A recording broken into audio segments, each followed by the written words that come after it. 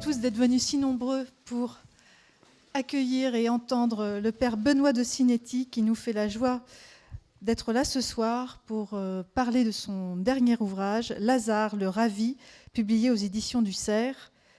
C'est un livre qui ne laisse absolument pas indifférent, qui suscite beaucoup d'émotions très particulières, c'est-à-dire qu'on est en plein, c'est une immersion totale dans l'Évangile, je dirais même dans la famille de l'Évangile. Des personnages qui se croisent, qui ne se croisent jamais quand on lit les Évangiles, et pourtant là, tout le monde est rassemblé. Bien sûr, il y a le Ravi qui a suscité cette idée en moi, mais quand j'ai commencé ce livre, je me suis dit, c'est comme une crèche. C'est comme si vous les convoquiez tous, ces grands personnages de l'Évangile, pour nous parler de ce qu'est la foi. Alors, le Ravi, pourquoi avez-vous appelé Lazare le Ravi ?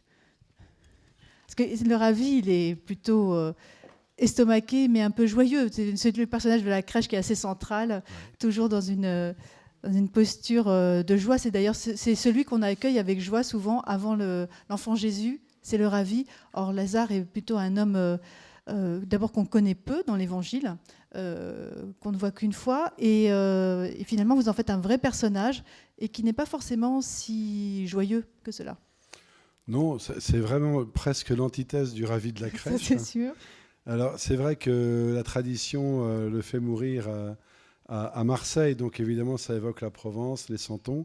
Mais c'est pas. Alors, c'est bien sûr qu'il y a un peu un jeu avec cet aspect-là, mais c'est surtout le Ravi parce que Lazare est, à ma connaissance, le seul être humain dont on connaisse le prénom qui ait été ressuscité, donc qui a été ravi à la mort. Voilà. Ah, c'est vrai, c'est beau. Et il n'y a pas beaucoup d'autres qui peuvent se prévaloir de ce titre, à ma connaissance en tout cas. C'est vrai.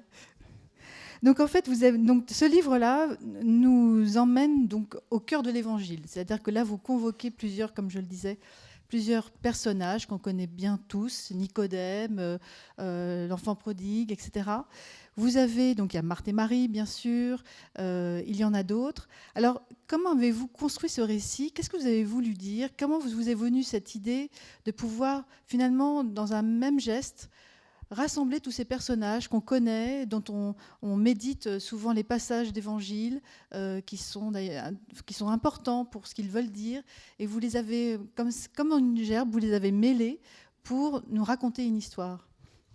Vous savez, moi je suis un garçon assez simple, j'écris quoi. J'ai pas beaucoup je bâtis pas des grands plans, des grandes. Non, quelle était votre intention ? Lazare, c'est un personnage que j'aime beaucoup parce que depuis longtemps, voilà, c'est un visage qui est devenu un peu un familier au fil des années, parce qu'on ne sait rien de lui. On ne sait de lui que 3 choses. C'est qu'il était l'ami de Jésus, puisque c'est la manière dont il est appelé dans l'évangile de Saint Jean. C'est qu'il a 2 sœurs, Marthe et Marie. Et enfin, c'est qu'il est mort. En tout cas, il est présumé mort. Il est réputé mort et il sort de son tombeau. Voilà. À part ça, on ne sait rien d'autre. Alors, ce qui est amusant, c'est que ce travail, ce récit, d'abord, c'est pas un travail, c'est un récit. C'est pas un travail qui a une vocation exégétique, théologique. Je suis pas un spécialiste. J'écris pas en spécialiste ni de la Bible, ni de la dogmatique, ni quoi que ce soit. C'est un récit spirituel, on pourrait dire. Tout à fait. Spirituel au sens un peu pieux. C'est pas un livre drôle. Hein, c'est un livre. Et donc, Lazare, moi, c'est quelqu'un qui a toujours été. Oui, je disais, dans les autres évangiles, on trouve des traces de ce Lazare. Alors, pas du même, mais on trouve ce nom Lazare porté par un personnage d'une parabole. Hein. Vous savez, c'est le mauvais riche dans la maison duquel les banquets sont donnés et devant la maison duquel le pauvre Lazare meurt. Voilà. Et c'est la seule fois dans une parabole de Jésus où le héros, entre guillemets, de la parabole reçoit un nom. Voilà.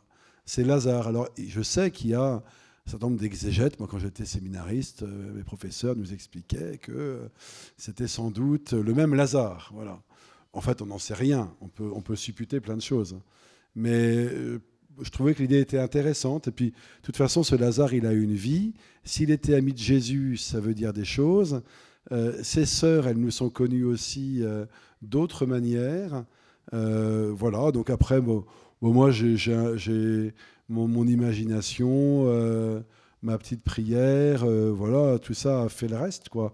Tout simplement pour donner un peu de chair à ce personnage et le mettre en scène au milieu d'autres, hein. Je pense que l'Évangile nous invite en permanence à susciter en nous un monde intérieur, voilà, avec ces personnages qu'il nous présente, et non pas à jouer avec eux, mais à nous laisser aussi enseigner par leurs paroles, par leurs exemples. Alors, ce que vous avez réussi à faire, en tous les cas, c'est justement à leur donner beaucoup plus de relief parce qu'ils sont en lien les uns avec les autres. Il y a Nicodème, que vous présentez comme l'oncle de Lazare et de Marthe et Marie. Vous liez plusieurs passages d'évangile qui n'ont pas forcément de rapport entre eux, mais finalement, vous les embrassez tous ensemble de façon à redonner beaucoup plus de relief. Est-ce que dans votre travail d'écriture, même si, je dis travail d'écriture, hein, pas travail exégétique, mais quand on écrit, vous avez peut-être refait, raturé, vous dites non, c'est par là, oui, voilà. Il y a quand même quelque chose qui s'est dessiné, j'imagine, peu à peu. Est-ce que ça vous a donné aussi une autre approche ? Parce que c'est la réception qu'on en a quand on lit votre livre. C'est finalement, tout d'un coup, c'est comme si vous mettiez en exergue une famille, la famille de l'Évangile, et que nous, on en faisait partie, parce que finalement, ces personnages de l'Évangile, on les connaît. Oui, et puis ils nous rejoignent, et puis c'est aussi une manière de se rendre compte que finalement, l'Évangile, pour celui qui cherche à suivre Jésus, qui cherche, hein, je ne dis pas qu'il y arrive, en tout cas, qui cherche à suivre Jésus, l'Évangile, c'est prend chair dans sa chair. C'est-à-dire que c'est l'expérience que font les apôtres dans les Actes des Apôtres. Quand vous lisez les Actes des Apôtres, on peut le lire comme le tome 2 de l'Évangile de Saint-Luc, en disant que c'est la suite. C'est pas du tout la suite. En fait, c'est le jeu du miroir. Vous avez d'un côté l'Évangile de Saint-Luc, de l'autre les Actes des Apôtres, et ces deux livres se regardent comme un miroir. Vous avez le récit évangélique avec la parole de Jésus qui accomplit les Écritures, et après vous avez le récit des apôtres où nous voyons des hommes absolument comme nous, c'est-à-dire qu'ils sont ni meilleurs ni pires que nous, dans la vie desquels ce que Jésus a accompli vient s'accomplir. Voilà. Et en fait, c'est vraiment, pour moi, le cœur de la question de l'Évangile, c'est comment cette parole, elle n'est pas une parole que nous regardons de l'extérieur comme une belle parole de sagesse ou comme des belles histoires qui nous font rêver à Noël, en famille, etc. Mais comme une parole qui ne demande qu'une chose, c'est à prendre chair dans notre chair et à nous permettre de vivre ce que Jésus lui-même vit. Voilà. Et de voir comment ce que Jésus lui-même vit dans sa vie d'homme peut se réaliser dans notre vie d'êtres humains à nous aussi. Ouais. Pour reprendre cette comparaison avec les Actes des Apôtres, quand Pierre et Paul, quand Pierre notamment au début des Actes découvre que dans le cachot où il est jeté, les chaînes en pleine nuit tombent de ses mains, la porte s'ouvre sans intervention humaine, et que toutes les portes de la prison s'ouvrent jusqu'à la rue sans qu'il y ait aucun obstacle, et qu'il est dans la rue un peu comme dans un rêve à marcher dans des rues désertes où il n'y a personne. En fait, il vit cette expérience qui est celle du Christ, que de la libération, en fait, d'une libération intérieure. C'est comme s'il nous racontait que ce que Jésus a vécu, lui qui veut suivre Jésus, il peut le vivre grâce à son désir de suivre Jésus et grâce à la puissance que Dieu met en lui. Et il nous dit, en fait, ce que moi je vis, chacun peut le vivre. Voilà. Et bien, en fait, dans ce petit récit, c'est un peu ma manière de contribuer modestement à cet acte de foi. Avec Lazare et dans ce récit, il y a deux personnes que tous aimons beaucoup, c'est Marthe et Marie.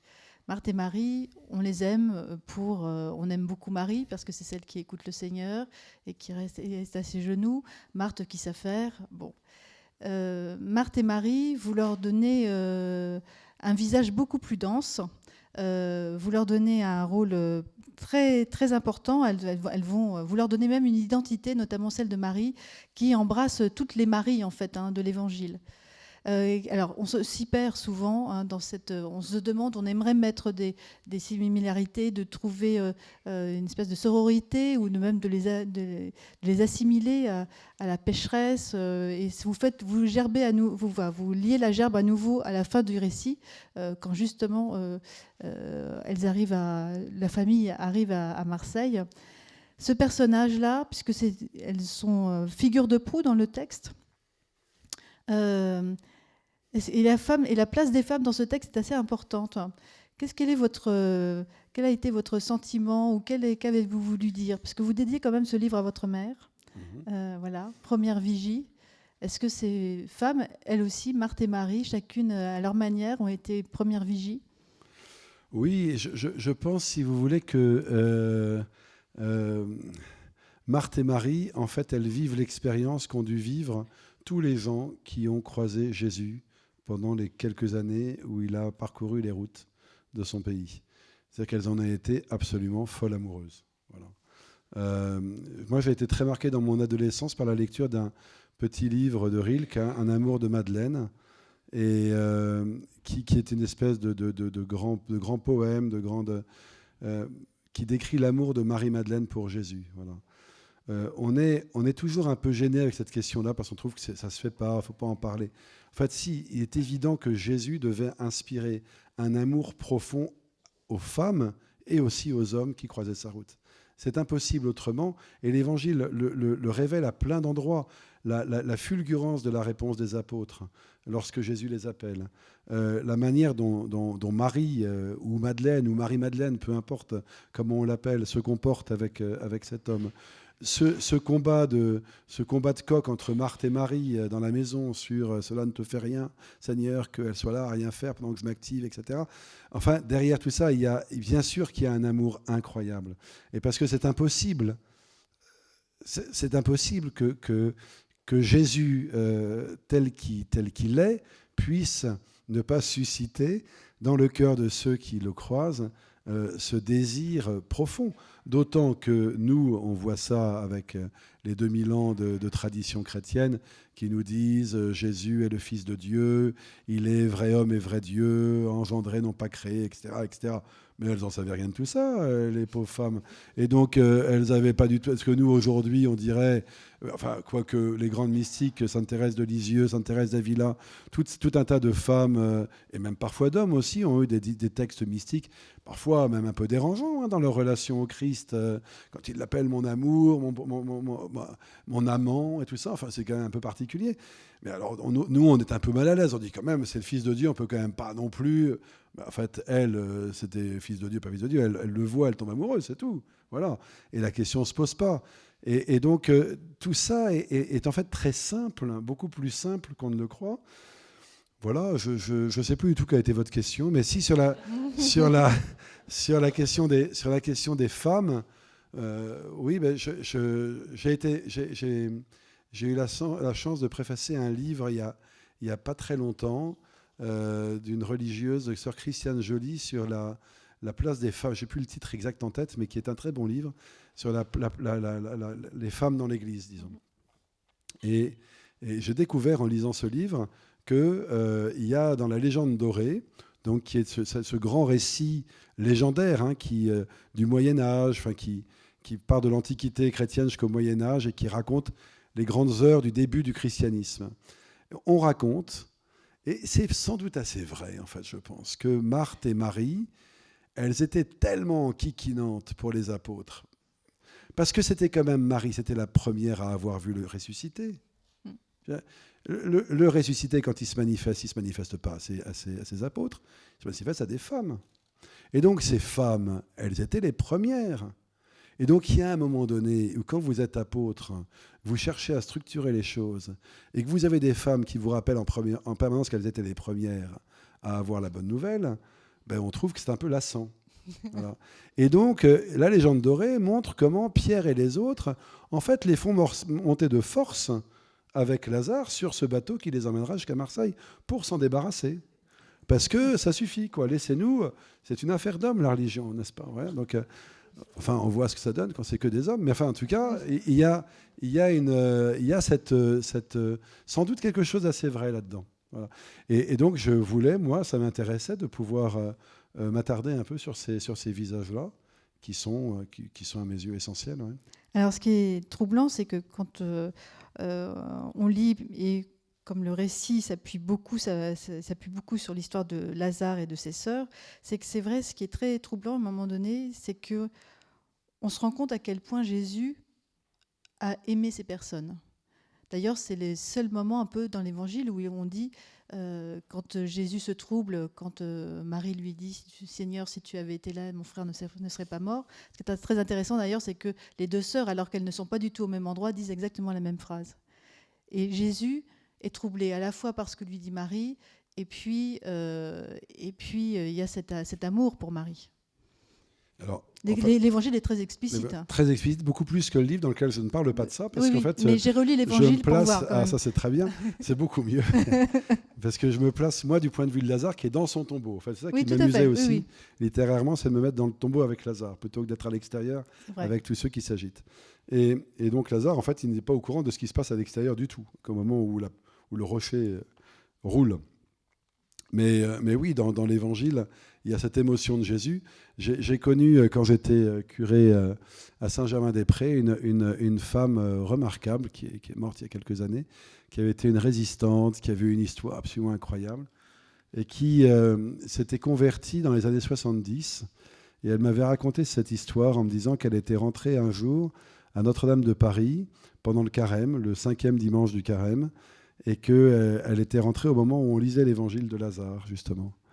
Et elle me disait, j'avais jamais entendu ce texte de ma vie, et en fait, quand j'ai entendu ces paroles, Jésus pleura, en fait, j'ai été bouleversé. Elle dit, moi, j'ai été baptisée une première fois dans les larmes de Jésus, cette émotion de Jésus. C'est-à-dire qu'elle s'était rendue compte que, de ce qu'est le christianisme, à savoir que c'est pas la religion d'un Dieu qui s'impose et qui surplombe l'homme et qui joue avec lui, mais que c'est le message par lequel il nous est annoncé que Dieu aime tellement l'homme qu'il a choisi d'épouser notre vie au plus intime, jusque dans le néant même parfois de nos existences, pour nous garder avec lui. Et voilà, enfin voilà. Donc ce moment de rencontre devant le tombeau entre Lazare, Marthe et Marie manifeste, quelles que soient les raisons de ces larmes. Est-ce que c'est sur la mort de Lazare? Est-ce que c'est sur l'incroyance du peuple juif qui manifeste sa détresse devant la mort alors qu'il est au milieu d'eux, lui le Messie? Est-ce que c'est pour toute autre raison? Je ne sais pas. Mais en tout cas, ces larmes de Jésus, elles disent quelque chose peut-être encore plus fortement que bien d'autres aspects de l'incarnation. Voilà. Jésus est vraiment homme parce qu'il pleure. Voilà. Et il n'y a que les hommes qui pleurent, en fait. Enfin, que les êtres humains, je veux dire. Pardon, non, mesdames, il paraît que vous pleurez aussi parfois.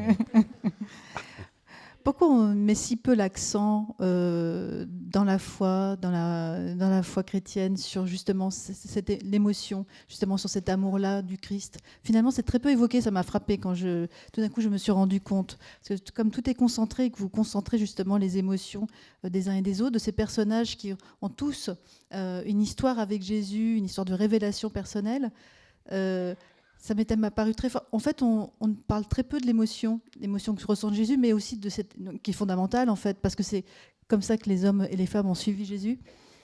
C'est-à-dire que l'émotion, il faut aussi un peu se méfier de l'émotion. Non, mais de l'émotion, vous voyez, du sentiment qui est... Oui, du sentiment, mais c'est-à-dire que je pense qu'on a beaucoup de mal à parler, à prendre la mesure de ce que signifie l'incarnation. C'est-à-dire qu'on a beaucoup de mal, en fait, à se défaire de l'idée religieuse que Jésus n'est pas simplement vrai Dieu, mais qu'il est aussi vrai homme.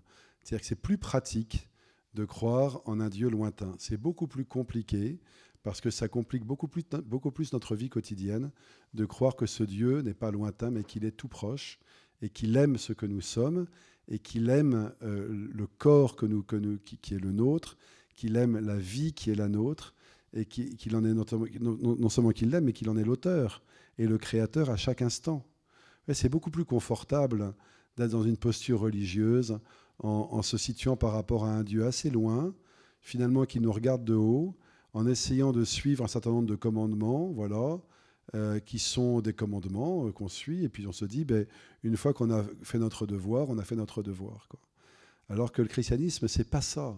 C'est pas une religion du devoir à accomplir. C'est vraiment la manière dont Dieu vient à notre rencontre. Et c'est cette rencontre personnelle qui est importante. Le reste en découle, mais ne peut en aucun cas faire l'impasse dessus, quoi. C'est vraiment la rencontre, et c'est ce que j'ai cherché à montrer dans ce livre, c'est que ce livre, c'est d'abord un livre qui nous parle de la rencontre que Jésus veut avoir avec les personnages qui sont dans ce livre, et à travers eux, avec chacun d'entre nous. Et que cette rencontre, c'est pas un mythe, c'est pas un truc réservé à une élite spirituelle, religieuse ou que sais-je, mais qu'elle est possible absolument pour chacun, pour les plus savants et pour les plus pieux, comme pour les plus rebelles et les plus ignares. À la fin du livre, pour filer cette question, à la fin du livre, donc Marthe et Marie meurent, laissant Lazare seul. Quand elles ont rencontré le Christ, elles ont vécu du Christ, elles ont irradié du Christ quand elles étaient à Marseille. C'est pourquoi aujourd'hui, en fait, j'ai perdu le fil de ce que je voulais vous dire. C'est dommage. Ah ben, chacun son tour. Oui, exactement. C'est très bien. Ça me rassure. Non, ce que j'essayais de dire, c'est que moi j'ai oublié. On va changer de question. C'est pas grave. Non, mais on va trouver une autre question. On peut parler d'autre chose si vous voulez. Non. Non, en fait, si vous posez la question, justement par rapport à ça, parce que vous venez d'évoquer, est-ce que vous avez pensé aussi, est-ce que vous êtes nourri, bien sûr que vous êtes nourri par ce qui se passe dans la société, dans cette sécularisation galopante dont on parle, etc. Est-ce que vous avez voulu redire, vous venez de nous le dire bien sûr, mais finalement, est-ce que cette époque particulière dans laquelle nous sommes, où la référence au christianisme n'est plus là ou plus aussi évidente qu'avant, est-ce que finalement on peut, comme finalement Lazare, Marthe et Marie, qui sont partis loin, avec n'y a pas de référence, est-ce que finalement c'est pas une bonne nouvelle à saisir pour nous?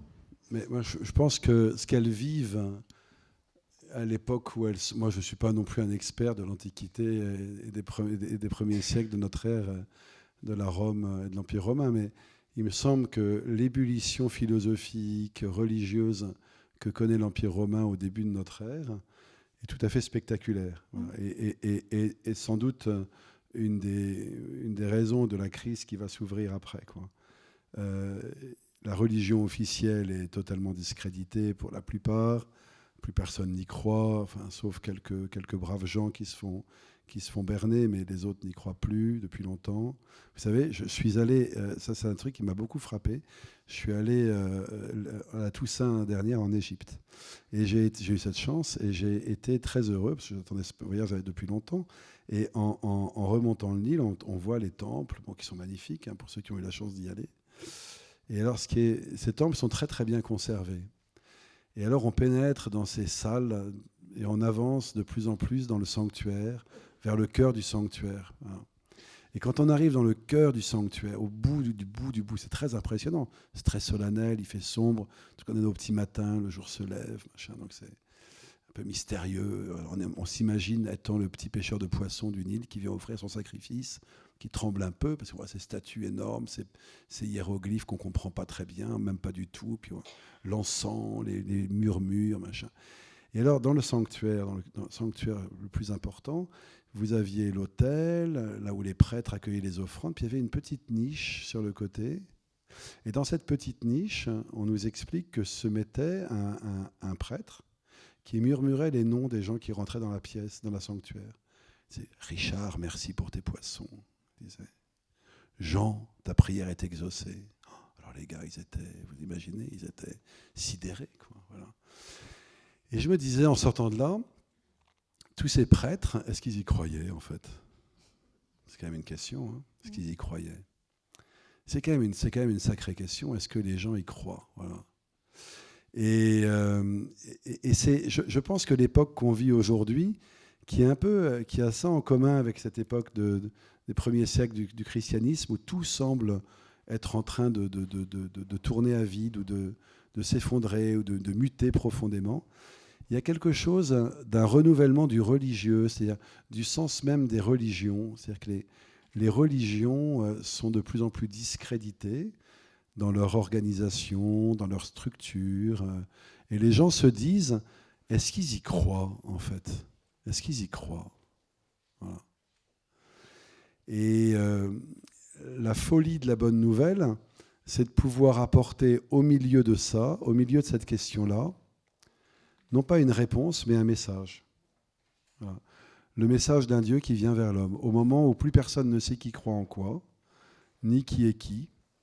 Voilà, les apôtres et puis les 3 Lascars, là à Marseille, les 3 minots, eh bien, ils apportent un message, voilà, qui les dépasse complètement, auquel ils ne comprennent pas grand-chose, qu'ils vont explorer parce qu'au fur et à mesure qu'ils essaieront d'être en communion avec le Christ, de prier ce Jésus qu'ils veulent annoncer et qu'ils ont connu, de méditer sur ses paroles, et ce message prendra sa consistance avec ça. Vous voyez ?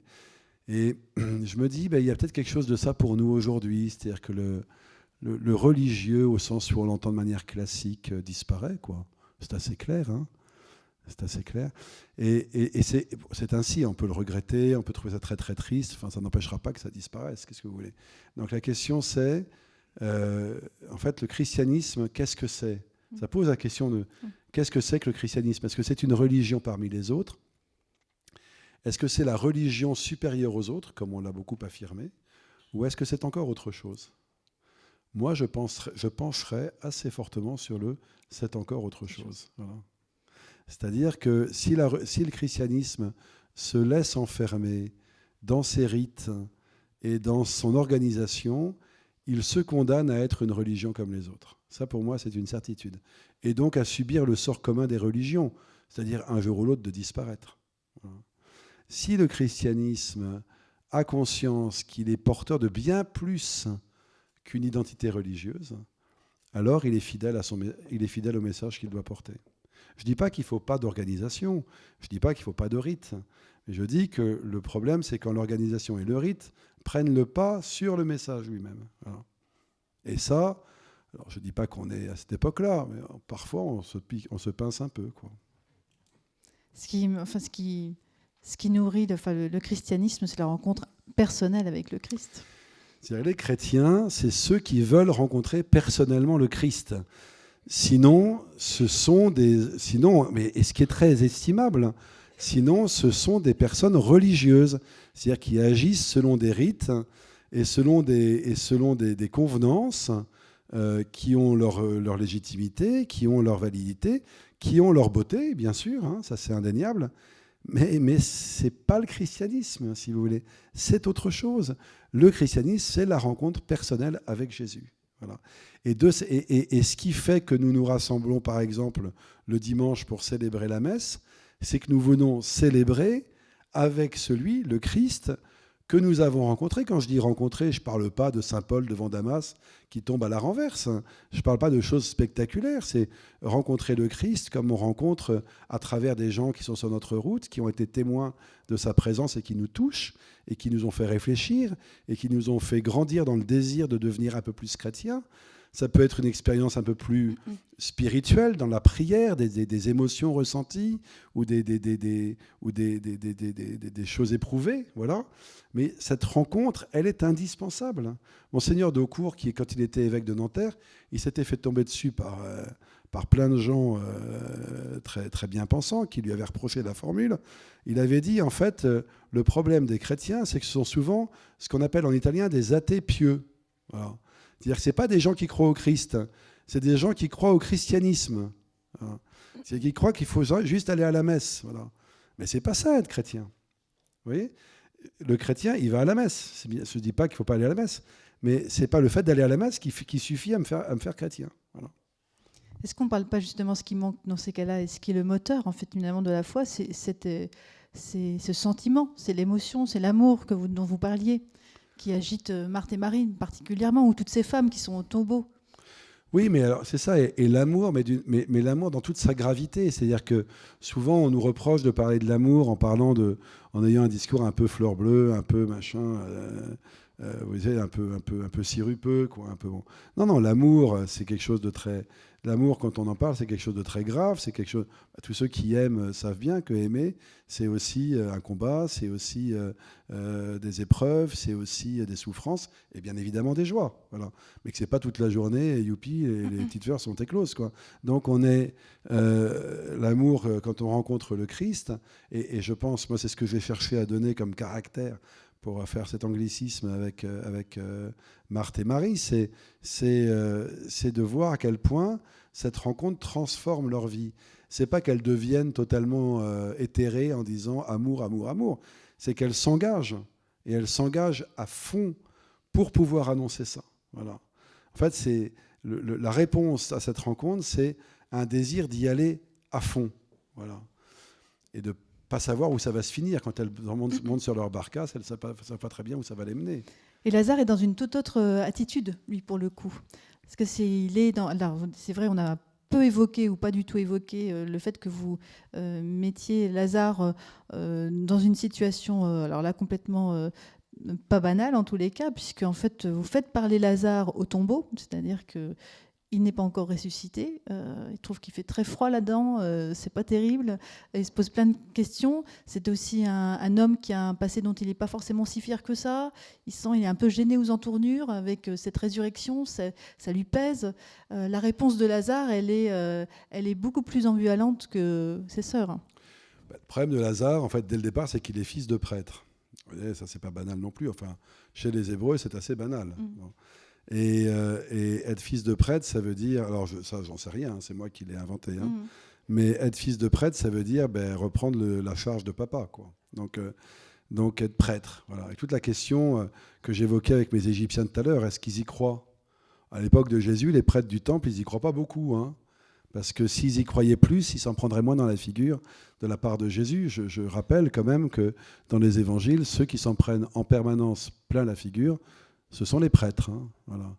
Et que dans mon Saint-Corps ecclésiastique, on gagnerait beaucoup à s'en souvenir, parce que ça veut dire qu'il y a un enjeu quand même majeur pour le prêtre, qui est un peu le maillon fragile du système, parce qu'il est au cœur de beaucoup de tentations de pouvoir, d'abus, etc. Et donc cette question-là, elle est très, très prégnante. Voilà. Donc pour revenir à Lazare, il est un fils de prêtre, et donc se pose la question de qu'est-ce que je vais faire de ma vie. Voilà.